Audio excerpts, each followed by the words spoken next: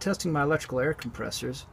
I've ran them just a little bit here, and you can see we're about 80 psi according to the gauge, and it's supposed to turn off at 105 and it'll come on around I think it's 85, but since it's still coming up, I think it should come on still.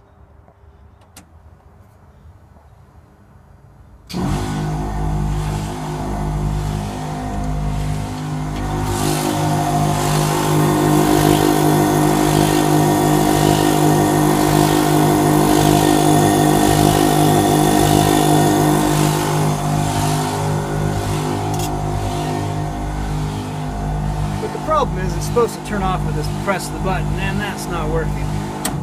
But if I hit the accessory switch, that will kill the power to it.